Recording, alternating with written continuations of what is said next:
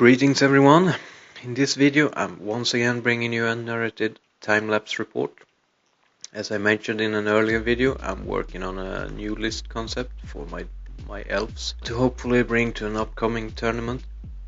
The concept is more or less playable with all three of the elven armies, so the question is which one suits me the best. I'm rooting for the Dread Elves, but I'm not sure yet. In upcoming games I will try all three, and for this one it's the Highborn Elves. The list look like this. For my concept it is a shooty and scoring core, a flexible unit that's sustainable to range, a combat sustainable elite block, a big BSB bubble, and a monster capable to go solo, and some chaff and points fill. When it comes to the Vermin Swarm, the thing that scares me the most are the weapon teams. To get the blocks down to a manageable size before combat is also a hard task. We played the flank attack. I chose to be the attacker since I don't want to be squeezed in the middle. After some drops I was able to steal first turn and still have a good grasp on where he would deploy. On my left I had two archer units and the sea guards. In the middle the BSB and the Phoenix, Eagles and Archers. On the right the Reaper, Lion Guards and Flame Wardens with the General. On his left he got the Brotherhood and the Thunderhawks.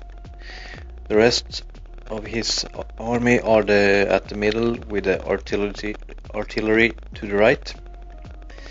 General and BSB in the Vermin Guard, Machinist in the big Rats at Arms unit, and the Magister in the small Rats at Arm bunker. Grey Watchers dropped on his right. So, first turn.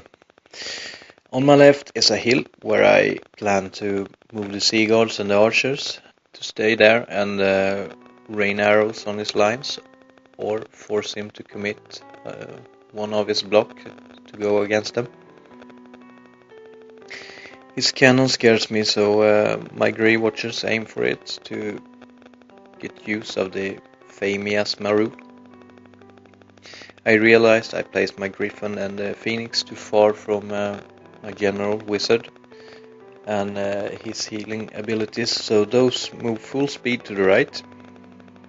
Since there is a house that cuts the right flank off from the middle, I move Lion Guards and Wardens to the middle to make his Hulks and Brotherhood walk the long way around if they are to get at me. For magic I get Raven's Wing off on the Lion Guard, making my retreat to the middle a bit quicker. He dispels my hereditary spell, and for shooting I do 2 wounds on his cannon, but he passed all 4 resilience tests that he was forced to take. Other than that I kill a total of 2 Rats at Arms, which with my 50 plus shots, which was very disappointing. In his turn he cautiously moved forward with almost everything, probably feeling quite safe since my shooting was so awful. For magic he gets off Wrath of God on my Sea Guards / Archers. Since he rolled so high I didn't even bother, but instead I stopped Hand of Heaven. For shooting his catapult kills 6 Sea Guards who then panic. His cannon follows up, making use of passing the miasma test by rolling a 5, and one-shots my BSB. His Machinist also kill a Lion Guard, and that's it for his shooting. So turn 2, and it looks really bad with the BSB gone already and the Sea Guard panicking. I realize I need to go and make something happen or be whittled to pieces. First off, he has given me my Phoenix the opportunity to sweep attack his Vermin Guard and still be safe. So I do just that, killing 7 of them. The Sea Guards rally, by the way.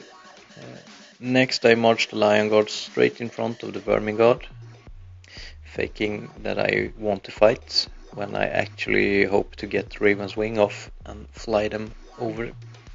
The Wardens move up with an Eagle Pegasus to chaff if things goes as planned. I have given his Thunderhawks a 12-inch charge in the flank of the Wardens, which is a bit scary, but should be safe. For magic I get both the Hereditary and Raven's Wing off, so the Lion Guards fly to land straight in front of his bunker in a forest, killing 4 Vermin Guards in the process. So far so good, but the god is not happy and shows his wrath, killing 9 archers and 8 sea guards. Thankfully none of them panic. Not that they are of much use anymore, but still. His guards then in his turn charge the eagle, mostly just movement on his left, but still cautious. He's way up on points so far, so perhaps he's satisfied with shooting. For magic he failed on the Wrath of God and Hand of Heaven, so I can easily dispel the Hereditary after that. Shooting this turn only kills 4 Wardens and 3 Lions, so it could be worse. In combat the Eagle dies and his Vermin Guard just stays where they are. For my turn 3, the Lions charge his bunker. His Vermin Guard are still too many, so I need one more round of shooting. I place the Wardens in front of them and fly the Phoenix over again, this time killing 9. For magic he dispels the Hereditary, but I get Awaken the Beast off on the Wardens and Raven's Wing off on the Phoenix, killing some more guards with sweeping. Shooting, finish off the cannon, 2 Red Storms and 5 more Vermin Guards. In combat 2 Lions and 5 Rats die, but the Rats are still too many to break.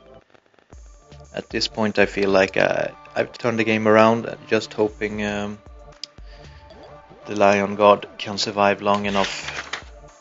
In his turn he does not charge, but still mostly moves on the flank.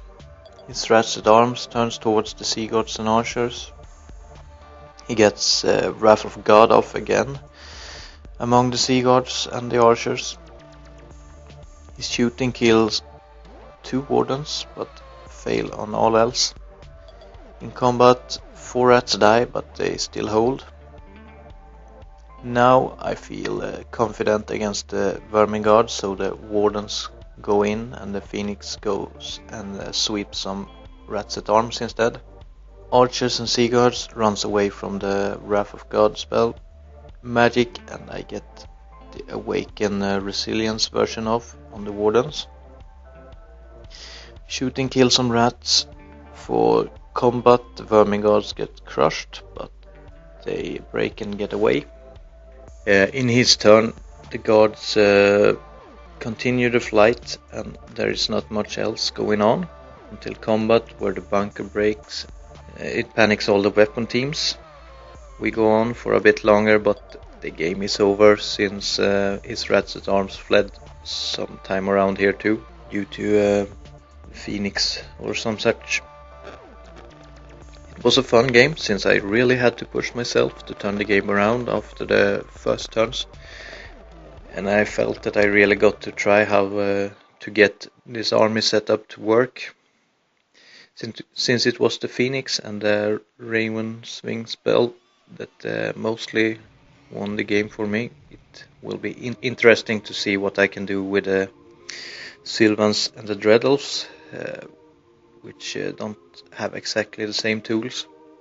Well, I hope you like this report better than the last ones. So I think I will continue with about one a month. but we'll see. Until next update, bye.